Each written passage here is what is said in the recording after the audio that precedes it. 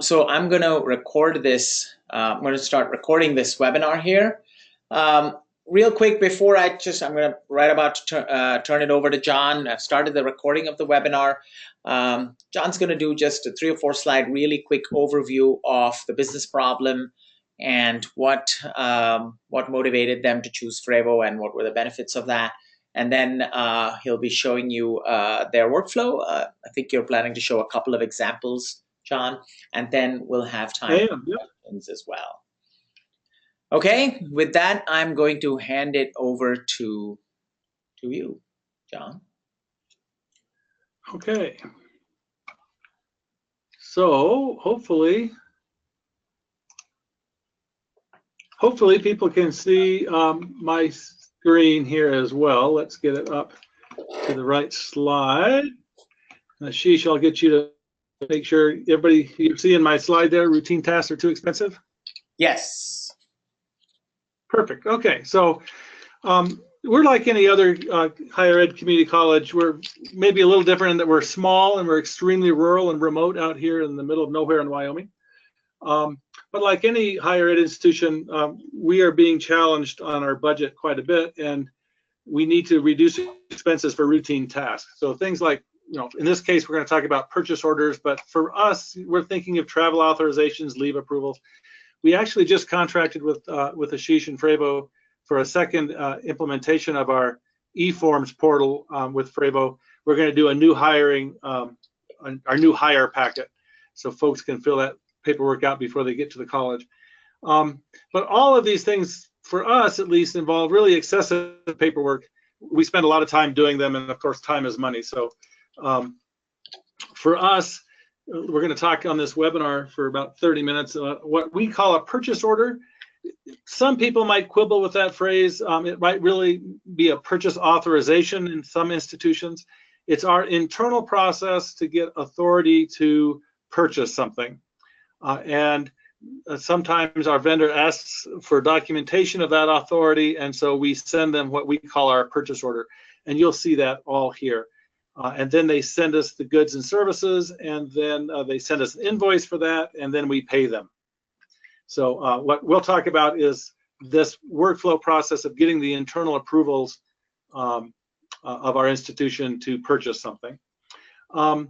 We were doing a paper-based process. Incomplete POs required lots of manual follow-up, lots of wasted time there. Sometimes approvals have to get walked around when they're on pieces of paper, and sometimes people are on leave or away from their desks or whatever, so it can take a couple days to get all the approvals we need. In some extreme cases, it even could take a week or two. It really slows down our process. And then it's a fairly complex calculation in the sense of the online version that we're going to show you does some pretty complex things. It looks up general ledger numbers, we call them budget codes, and it makes sure that they are valid budget codes for the person that is listed as the budget manager. So we'll see all this in the demonstration here in a minute. But it does some pretty interesting things. We have multiple approvers within one purchase order. We can do multiple invoices paid on one purchase order, etc. So this year, what we really wanted to do is reduce the paperwork, of course, speed up the processes, let our staff focus on students, which is their primary job, and less on this routine paperwork. We, we're in Wyoming, so we like to use less paper than more paper, so that's an added incentive. Certainly saving money, saving paper is important. One bullet that I would add to this slide that was important for us as well in terms of speeding up the process, remote access, the ability of our budget managers to approve purchase orders remotely when they're not on campus. frevvo is completely responsive web environment, and so they can even do the approvals using their cell phones and iPads and so forth. So it's easy for them to do it from off campus. So we chose frevvo, as you can see here on the slide. They did a really fast job for us. You'll see that in a minute. We like their look and feel. It's a clean interface, super easy to use. We really don't require much training on the part of any of our users. And for us, it met our business needs of this dynamic routing, sending to the right person, only the right person that's money we're using. It looks that up automatically. It does all the calculations, etc. So as the slide says here, Ashish and his crew did the implementation for us in less than 10 days of work, which is really quite impressive. I'll quickly say that frevvo is a solution that if you have some technical staff that want to learn how to create these workflows and the forms, and you can create all that within their solution yourselves and not have to get professional services. That's fine. We are so small here in Riverton. My FTE is less than 2,000 students. We just don't have the staff to do that. So we have contracted with Ashish and his team to create this workflow for us. And we're also contracting with them to do the next one. We anticipate probably doing that quite a bit. It does have dynamic routing, so we talked about that a little bit. The right people get the approvals no one else does. It does have a task list for our business office folks that these things build up a bit, of course, an audit trail, and it saves lots of time, allows us to focus on our students. So let's get right to the demos. I think Ashish is taking any questions you have, and he'll interrupt me if there's a question that needs to be particularly pertinent to that particular point in the discussion. But go ahead and type in your questions to Ashish, and we'll get to them very quickly here. But we wanted to do two demos. So the first demo is a simple use case. So this is what my assistant, who was very instrumental in making this happen for us, and I really want to call her out and say that she did a great job. Her name is Jennifer Metcalf. She is sick today, so otherwise she would have been here to help out with me doing this.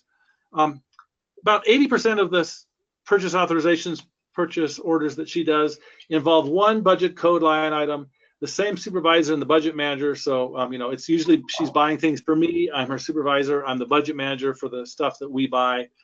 Typically, they're less than $2,500. So that's a CWC policy there, this $2,500.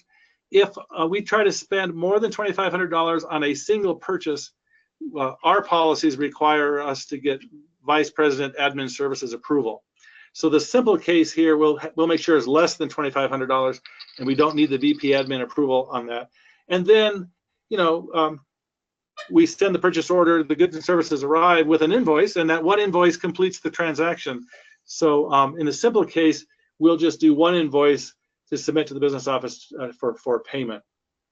So that's the simple use case. The next demo we do, and we'll do these demos here in just a minute, but I wanted to kind of compare and contrast them. The second demo will have multiple GLs, and that's very common, probably in your schools too. For us in the IT department, we buy a lot of equipment using somebody else's money. And so we need to put their GL codes there, and their budget manager needs to go approve it. So we will do an example here of using multiple GL codes with different budget manager approvals. And we'll make sure it's more than $2,500, so you can see how the VP admin approval workflow is automatic and happens right away. And then we'll show how the business office will pay them on multiple invoices here. So the first invoice might come in and be part of it, and then a back order something comes in, and then we get the invoice for the back order something. Something along those lines is not very very rare. And then last thing I'll mention on this more complicated case, which we'll get to in a bit here, is we'll make sure that the sum of all those invoices is a little bit more than what was on the purchase order. This is really common. I don't know if it's common for you in your area. We'll buy something for $1,000 and we think the shipping is going to be $10. So the purchase order will be $1,010. But the shipping turns out to be $1,250. And so the actual invoice is for $2.50 more than the purchase order. And usually that's okay. And our business office just says, fine, we're not going to worry about it. But you'll see that the business office will have a choice of accepting an overspend or not is part of their workflow. So let's get right to the demo. So I'm going to minimize this, and you can see my background. As you see, I'm in Wyoming, so I call out to the Tetons there in my background. I'm going to use my CWC eForms icon here on my desktop. I'm going to use the test version, and I guess I need to bring that window where you can see it. Actually, I think what I really want to do is I want to bring that window here. Give me 1 minute to just get myself organized better. There we go. Okay, so I'm going to log in, and I'm going to log in as somebody, let's assume an assistant position that's going to go create this simple purchase order first. So the login that we're going to use is the CWC user. I use this for our demonstrations here. And we'll log in. And they're going to go submit a new purchase order. So they're going to go to purchase order and submit a new one. And you'll see the frevvo form come up right away here. And the first thing is yellow is a required field. So we have to put in a purchase order number here. And I'm doing a demo, so we'll call this demo purchase order. I think I'm at 8 now or so. The creation date cannot be changed. The purchaser information cannot be changed. The person's name is CWC user, and that cannot be changed. But as is common, at least in my little school, this administrative assistant is the administrative assistant for several departments. So you'll see that the supervisor of CWC user is CWC supervisor here, but she might work for a second department, and in which case she's working for me, John Wood. And she can't change any of this, but it affects the workflow. All of this information is dynamic, and for us is stored, this association of the user to their department and their manager is stored in a very simple Google spreadsheet that I can go edit anytime I want and add and change to it anytime I want, and the next time we run frevvo, it's automatically done. That could be integrated in other ways. I'm sure Ashish can tell us more about that. We chose to use Google Docs because that's what we did, and it was very easy for us to do that. I think you can integrate with SQL databases and lots of other options there. So the important thing for this simple first demo, the simple one, is the administrative assistant is doing this on behalf of this department, and so it should get workflow routed to the supervisor here, CWC supervisor user, that's going to have to approve it. Then there's the ship to address. That's the address of our college there. This is editable because we have multiple campuses, different places besides the one here in Riverton, Wyoming, and sometimes we need to ship our stuff to our Lander campus or our Jackson campus up in the Tetons. So we can edit the ship to address anytime we want, but it defaults to our main campus. The vendor information, of course, I have to type in. So we're going to buy something from Acme Company from, I guess, a guy named Bill, and for some reason, I'm not sure why, we require an email address, so I got to put that in. We do require a street address. As you can see, anything that's yellow is required. Street 2, not required, but let's assume that Acme is in Atlanta, Georgia.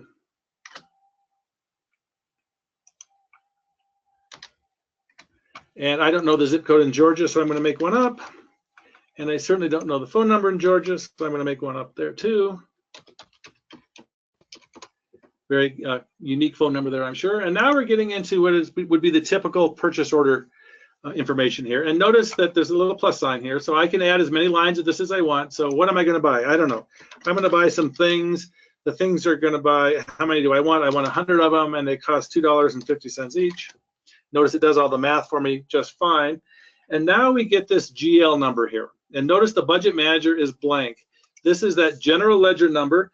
For the supervisor, his budget is 10-210-654321. And when I exit the field, CWC supervisor is the budget manager here. So again, this is that simple use case, right? So first, there's just one GL number. I could go click a plus sign here and add another one if I wanted to, and we'll do that in the more complex case coming up. We have one GL number, one item. The budget manager is also the supervisor of the employee. It's less than $2,500, and when we get to invoices, we're only going to submit one invoice. So this is a very simple example, and we can go edit whatever we want, but at the end of the day, the assistant has to say, I certify under perjury penalty, this is our legal statement from our state, and she's going to sign this. And all she does is she clicks this, and notice it turns green. What this means is this is a digital signature now that is locking this document. She hasn't submitted it yet, so she can go click this again and unsign it, and then she can go make some changes if she needs to. But once she signs it, she can't make any changes up here anymore unless she unsigns it. And of course, once she submits it, she cannot unsign it. So it's right. So we're going to go ahead and click Send to Manager, and we're done. She's now submitted the purchase order to her manager, who also happens to be the money guy in this case. So she's going to log out. And I'm going to go show you my email. A little dangerous here because I don't know what email has come in, but you're going to see my live email account here. Here's the e-forms right here, okay? And so we branded it this way. And this is, In this case, this is CWC supervisor's email. I'm going to bring all the email to my one account for this demo, but this would go to the supervisor's email account. And it says, hello, CW supervisor, you have an approval waiting. It tells you the information. It's $250 for, I guess I misspelled Acme there, didn't even notice. And within this email, the budget manager can just click this link. Very easy for an approval here. And again, this can easily happen using a phone or a mobile device and log in. And so now I'm not acting as the administrative assistant anymore. I'm now the supervisor. And it says CWC user sent me this purchase order from, I'm supposed to say Acme there. And all the supervisor needs to do is push this little red trigger here, and he'll see the form. Notice everything is blocked out. He can't change anything here. He can reject it, but since this form has been signed by his assistant, he can't go change something here and then still preserve that digital signature. So what are the choices for the manager? So he looks at this, or she looks at this and says, okay, yep, everything's fine. I want to buy this stuff from Acme. Everything's fine. So they can even say some comment here, looks okay to me, doesn't have to say anything here. And then they can sign it. They can also reject it and send it back to their assistant, and they can, there's a comment section there, hey, you misspelled Acme, correct it and send it back. When this gets rejected and sent back, then the digital signature is removed and the assistant can edit it, has to re-sign it, and then resubmit it to the supervisor. So the supervisor is going to just sign this one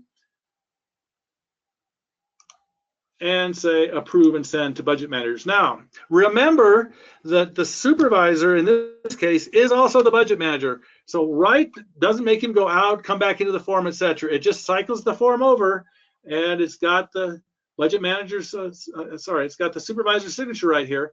And now we get to the section of budget manager approvals.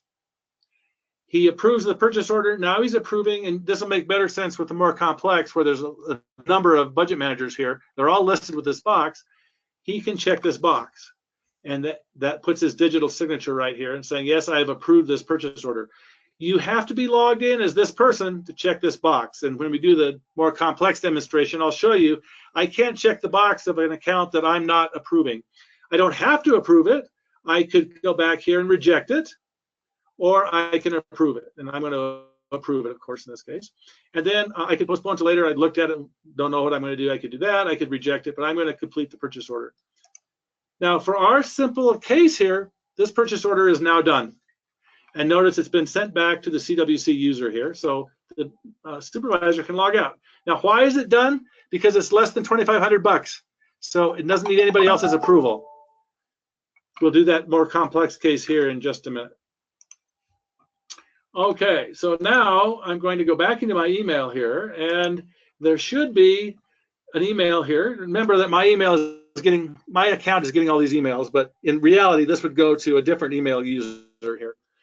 And it says, hey, this has been approved. Here it is. Click here to go attach invoices. We'll come back to that in a minute here. But also, we sent a second email with an attached PDF. It just says, dear John, in this case, remember the first name was CWC. Dear CWC, your purchase request has been approved, and here's the attached purchase order, all filled out, all the signatures noted, and on the end here it says BP admin not required because it didn't exceed $2,500. So this is a nice PDF in an email purchase order. What my assistant would typically do here, she would forward this email to the vendor and say, we're approved for purchase, please send the stuff, and we'll get our stuff delivered, goods and services delivered here. Okay? And we're done. And that's the end of the transaction. When the invoice comes in, we'll pay this invoice. I don't want to show you that on the simple one because I'll show you on the complex one when we do it multiple times, and we can save a little bit of time that way. So this purchase order, demo 8, sits in the assistant's work queue and is waiting for invoices to come in. You'll see that when we do the next one. So that's all that simple workflow does. So let's do a little bit more complex one. So I'll go back in as the CWC user again, not the supervisor, but the user. So the assistant, and this time we're going to make this purchase much more complex. So again, go up, create a new purchase order. You've seen all this before. I'll try to spell Acme right this time. This will be demo number 9, I guess, purchase order. All the stuff stays the same. she's still working for, in this case, the supervisor. All that's fine. And the company have to put all this in again. Acme, spell it right this time. It's Bill. It's Bill at Acme. The address in Atlanta.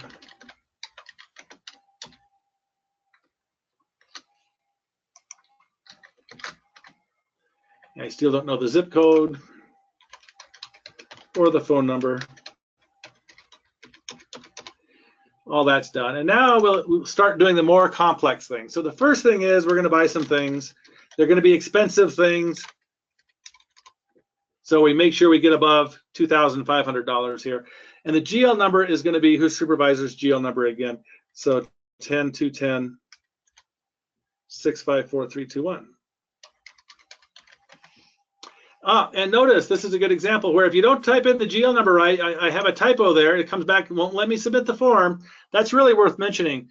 A lot of the problems with the paper form is people would put the wrong GL number here. They do the math wrong. They do something wrong. And a lot of the refusals in the paper process gets fixed just because we're doing error checking here. And that's something that I should have mentioned probably earlier. So much of the problems just go away when you're doing an electronic form and you have error checking. Frevvo does a good job with that. So this 10,000 bucks, 10 of these $1,000 items is going to come out of the CWC supervisor. So this hasn't changed yet, but let's go ahead and add something else. And some other department wants a computer, and they're going to have to pay for it. And that computer is going to cost, I don't know, $899. And their GL number that they said we could use is a different GL number. And you can see that now this is a different budget manager now. So this purchase order is buying several things from the same company, but two different GL codes, two different budgets are paying for it, and it's going to require two different people to approve it. So this is the multiple GLs, the complexity with multiple budget managers, and it's now way more than $2,500. So we're going to have to get VP admin approval here. So those are this is the complex case.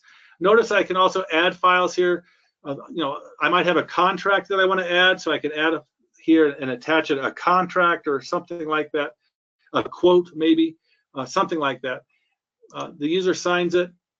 Well, I have an invalid control. What have I not done? Oh, okay. Isn't that cool? I thought there was a problem here, and it made me nervous, but I don't have an email address up here. And so the control wouldn't let me sign it. That's actually a feature. No, I really didn't do that on purpose. Now that I have a valid, everything valid in the form here, I'll sign it and it'll let me sign it. Isn't that great? Not intended. Okay, so the user's done, and what's going to happen? Well, first it has to go to her supervisor for approval. So we're going to log out. Here's the emails. It's going to say, hey, supervisor, CWC supervisor, you got an approval here, blah, blah, blah. Click the link. Now I got to go log in as the supervisor. And remember that this is going to have to go to the supervisor because everything that my assistant does regarding using anybody's money, I want to know about it. So even though I'm not, wouldn't necessarily have to be the budget manager here, I still have to approve this work of my assistant, period. And so that's what's happening here now is bring it up, and I'm being asked as the supervisor of this user to look this over and say, yes, okay, that's fine. I can add comments here if I want. You've seen this before. I can sign it as a supervisor and now approve and send to budget managers. And just like before, this is going to cycle right back to me because the first line in the line of approvals here was me, CWC supervisor. So it comes right back, and you can see here the signatures are. But now what I mentioned before, now I've got two lines here where I have to get two people's approval. And notice I'm clicking on this CWC budget manager. That's not me. It's not letting me approve it. I cannot fill out that because I'm not logged in as this person. I can fill out that one because I am logged in as CWC supervisor. Okay? And complete the purchase order. No, because I need to send it back to the second budget manager. If I try to complete the purchase order, no, no, no. You got to click on send to the next budget manager to get another approval here. or I could, of course, have rejected it. So I'll click to the next budget manager, and that's all this guy does, send on to the next budget manager. So the supervisor can log out. He's done. So now let's log in as the other supervisor, and her name was CWC Budget Manager, and she logs in. She would also have an email. She could have gone to the email and clicked there if they wanted to do that. She can also log in and go to her task list, and there it is, came from the supervisor. And this person what does she need to do? She needs to scan down and say, oh yeah, this is that computer that I'm ordering for my new employee or something. Yep, there's my GL, so I gotta agree to that. It's already been approved by the IT guy, so okay, I'm just gonna click that. And now that I am signed in as CWC Budget Manager, I can click the box. Now there are no more budget managers, nothing else to do. I could postpone it, I could reject it, but now I can complete the purchase order. And we are done. And that user can log out. And if I go to my email, if I'm not a little too fast here, I should have fairly quickly here some emails coming in that says that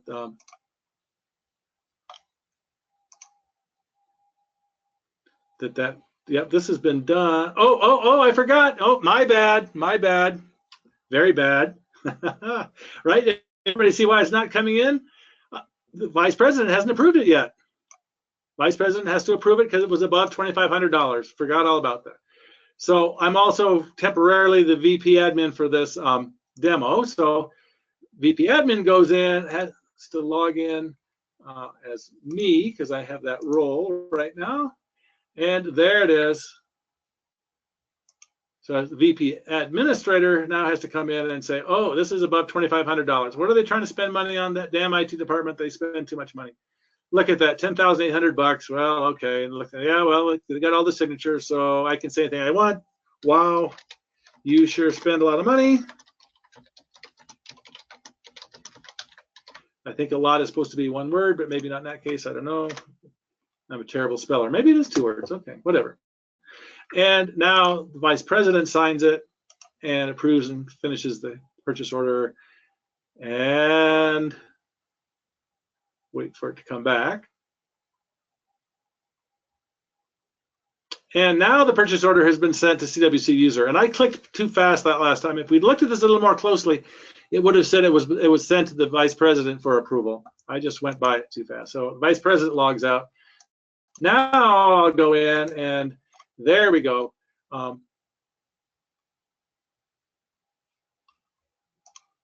There's the purchase order attached. My assistant can go mail that to the vendor, Acme, and say, hey, we need $10,899 worth of goods. It's all signed, and as you can see this time, there it is. This purchase order exceeds the threshold, and there's the signature from the VP. Okay, so that gets us through the approval process in all cases, and that's what I wanted to show with these 2 demos. But what we haven't shown you yet is what about, how do we do the invoicing parts of this? So my assistant sent this out, that's great. Now she gets in and she gets the $10,000 worth of stuff, but the computer's back ordered. So what does she do? Well, so she has an invoice for the $10,000 worth of stuff. So she can go here, she can log in. It's sitting here waiting for her because it has all the approvals done. So we'll log on as the CWC user, and here it is, just waiting for the next invoice to come in. And it's going to be this one right here. I've got a bunch of these in here. I'm curious which one it is. I think it's this one right here. Yep, because of the timestamp there. Okay, so let's assume that we have an invoice and it's come in. So what do we do? Well, now notice it's a slightly different form. We're not, the purchase order and authorization's already gone out. We're ready to authorize payment here with an invoice. So the purchaser information stays the same. Ship to address is of course the same.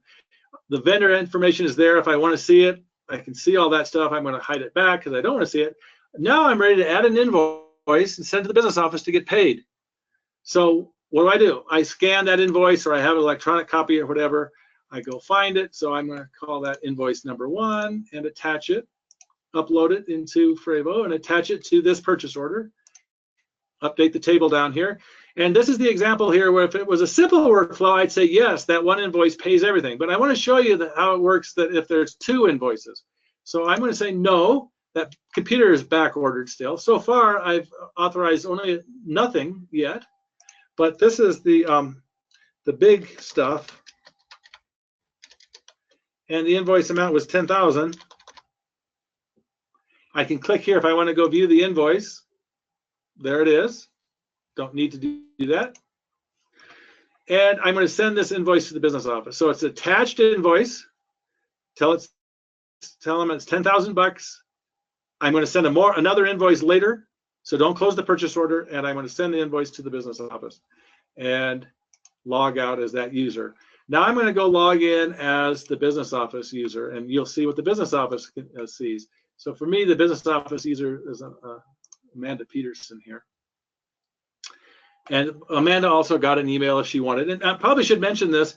Those emails might get really to be a drag for Amanda because the entire college is doing this all the time, and she's getting email after email after email.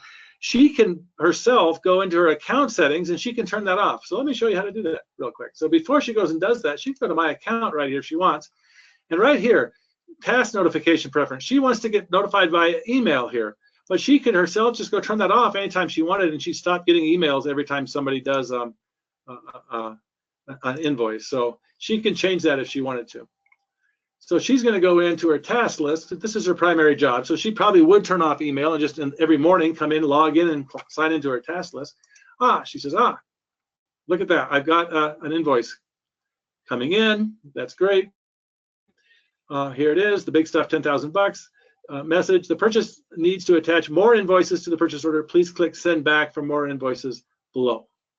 So she can go see the invoice. She can do whatever she wants. A next phase, I'm going to anticipate a question. Right now, what she does is she manually goes and enters this into our financial software and gets this bill paid. We want to integrate this so that she doesn't have to do that manual re-entry of information. We'll talk about that probably in your questions. We have a Lucian DataTel colleague is what we're doing. And we're going to write a routine that's going to take this information out of frevvo and automatically put it into colleague when Amanda clicks approve. So that's a future thing. So she's done. Notice she needs to send back for more. She can't complete the purchase order, same error, because I said there's going to be more invoices. So all she can do is send it back for more invoices. And this is a quick thing. It says more invoices to come. And I guess I need to spell invoices correctly. That would be nice. I think I got it. And it's done. So we will log out and we will log back in as the user. And again, all this stuff is in emails. If you want to see it, I can be happy to show it to you. So there is from Amanda. There it is again. And now it's waiting for a second invoice here. And the second invoice, eventually that backordered computer comes in. We get an invoice for it. That's great. We're ready to add another invoice. So we can add a second invoice for that computer, which we said was, I think, $899. But in fact, there was shipping involved on that too. And so the invoice description is the backordered computer. But I'm going to say it's 950 bucks here, because remember, we want to make an overspend here. Are all the invoices attached? Yes, all the invoices are now attached. I've got both lines, both invoices, they're all done. $10,000 was approved ahead of time, $950 on this one. Notice what it says here. This is now required. Now that I've gone over the approved amount, 950 plus 10,000 is 10,950. I think we approved it at 10,899. So I have to put a reason here. Underestimated the shipping. It was not free. So I typed whatever I need to, and I can send that second invoice to the business office. And this time, that's the last invoice for that purchase order. So when I log in as Amanda, it should tell me a couple things. It should tell me that I'm over amount, and it should tell me it's the last invoice. So let's see if it did. So the task list here it is. Okay, So back ordered computer, $950. Here's the processed invoice amount was $10,950, and you can see up here. Remember, if you don't remember, the purchase order was agreed to $10,899, and so it's going to say right here the amount of invoices attached for this purchase order exceeds the approved amount. So even if Amanda turns off her emails, and it says this in the email too that it exceeds the amount, she turns the email off or doesn't see it, it's right here that it exceeds the amount. And what was the reason? It was excess shipping. What we like about this is, this little bit of overage is usually not a big deal, but sometimes big overages are a big deal, and the budget manager didn't approve that expenditure. They approved $10,800, not a bunch more money. So the business office can use their discretion here. We always like to put human eyeballs at this step of our work process. The business office can complete the purchase order and say, okay, I forgot the shipping, it's no big deal, fine. Or they can reject it and send it back and say, hey, you have to go get the budget manager's approval again because the amount exceeds what you anticipated it was going to be. So this is just shipping, so we're going to say that that was fine. And Amanda is done. So that was the more complex workflow. So just to give everybody a quick memory on that, we had multiple GLs, and the multiple GLs had not the same budget manager, so we had to get 2 budget managers' approvals. It was more than $2,500 for us, whatever that number would be for you, of course. So for us, that requires VP Admin Services approval. And then when the invoices came in, we had to submit the same purchase order with multiple invoices is what we had to do. So I hope that didn't go too awfully fast, and we are good to go. So that was the complicated use case here. And we said but real here because that's really quite common for us to have to do that. Not at all uncommon. So that's the end of my part of the presentation. Ashish, I think you're back online here, and I'm happy to answer any questions when Ashish runs those through to us. So go ahead, Ashish. Thank you so much, John. That was a fantastic demo. And I'm glad we kind of got to see what happens when some of those mistakes are made. Yeah, me too. The only thing I'll add there, the last thing I'll add here is that we do have a free online 30-day trial available for Frevvo on our website. Just go to www.frevvo.com and click the Try Frevvo free button now. And if there are any issues, feel free to contact us. So you can ask questions by clicking on that questions tab in your GoToWebinar control panel. There are a few questions, John. And so let me ask, how about that? So I'll start with a recent one. And the question is, can we make this ourselves? And it also says the question is specifically for John and not for the Frevvo person. So I think. Yeah, okay, good. So not knowing who asked that question, let me answer it as if I did. Could I do this myself? Yes, I could do this myself if I had the time to spend a good week or two learning the system. And there's some really good resources out there. There's some great, online stuff. If you go to the Frevvo website, I think it's available to anybody. You can go and click on how to create a workflow, and there's all that kind of stuff. So I'm the CIO here, not really a technician. So I lost my brain about 10 years ago. So I think my technicians could probably do it maybe in a week. They could learn it. As I mentioned in the presentation, we're just too small, and my technicians are way too generalized that I won't let them do it. So if you are a bigger shop and you want to devote an hour, a week of your technician's time to do this, they could learn it, and then they could create lots of workflows for your college, and you wouldn't have to pay Frevvo to do it. So yes, definitely it's possible. I just didn't have the time to do it, and my technicians just didn't either. Okay. Thank you. The next question was, any experience integrating with Blackbaud Financial Edge? I guess, I don't know if you have any experience with that, John, but I can answer that otherwise. Yeah, go ahead. I'm familiar with that product. Right. We are, interesting that they would mention it, we are just getting that product here for our foundation. It's a foundation kind of software. But Ashish, does Frevvo have any experience doing that? Yeah, I actually, unfortunately, I don't know the answer myself either. I don't know of customers doing that, but that doesn't mean there aren't customers working with that product. Our customers are integrating today with lots and lots of products within their environments. So we can certainly, try to find out more and get back to you. Well, let me answer that a little bit more generally too, Ashish. Sure. I was very pleased with the number and options that Frevvo offers for integrating the end of the workflow information. So for me, it would be this purchase information, right? This vouchering of these invoices. I was really pleased with the number of ways that we could choose to integrate that.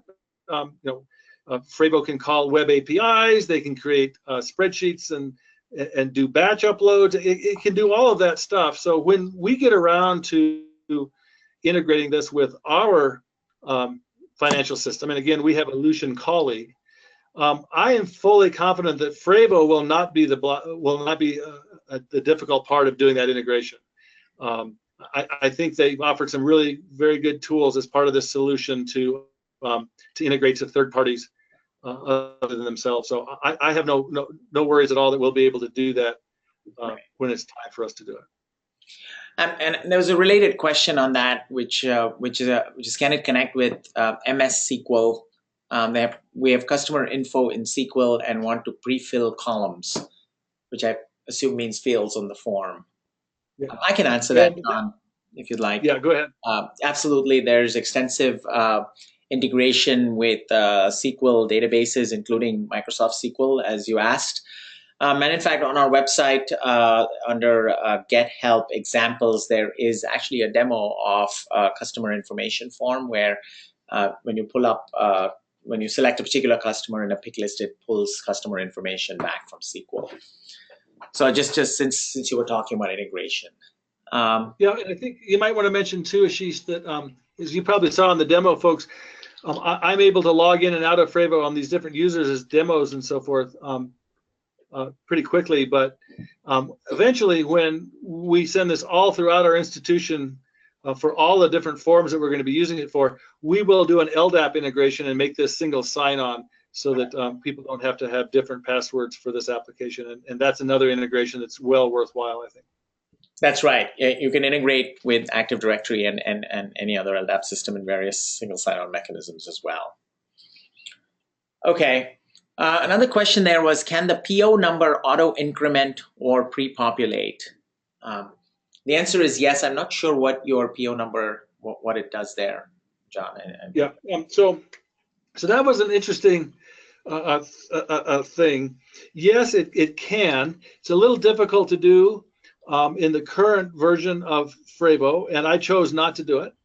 The next version coming out, they're going to have built into their solution an auto increment feature. So instead of having to type in demo 6, demo 7, demo 8, the next version of the tool, and we'll put that in here, we'll auto increment that up. And I asked for that initially, and we'll have that at the next version.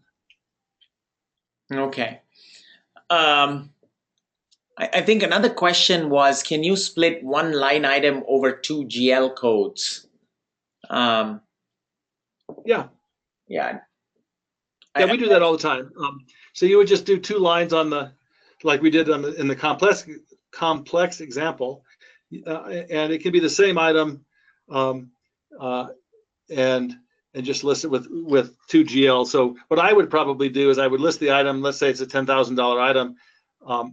Under quantity, I might put 0.5 for quantity, and then it'll automatically do the math and put 5,000 to GL code 1, and I put the other quantity at 0.5, same item, to the other GL code, and that'll be the other 5,000. So yeah, easily done. Right. One of the other things I'll add also, John, regarding the previous auto increment question was, if you are actually integrating with a SQL database, it is relatively straightforward to do that, and we can do that as well.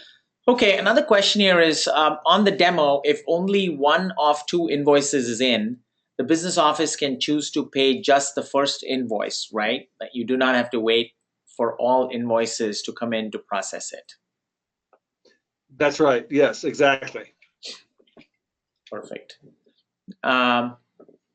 So another question was, our kids love their phones. Are you planning any applications for students? Well, not initially. The thinking, well, first let me say that we have what I consider a lot of kids that are now college employees, right? And yes, those young whippersnappers also really love their phones. So we have supervisors and managers and so forth that are quite young, and frankly myself, when I'm off hiking or something and I need to approve a purchase order, I don't really want to wait till my computer, I can step out of my car and use my phone. So remember that this is responsive, and whatever the workflow process is, it can appear quite conveniently and well done on any device. So even a staff application, yes. In terms of what would be a student thing here, I think the best example I can give you, although it's kind of a mixing of a student and employee, is we have, I'm sure everybody does in the fall, we have just a lot of students come in that are going to get hired for the semester or for the year on their work study jobs and so forth. And they still have to complete the entire new hire packet like everybody else does. We have to get an I-9 and a W-4 from them. And they have to sign off on the sexual harassment policy and that whole new hire packet, just like any other employee.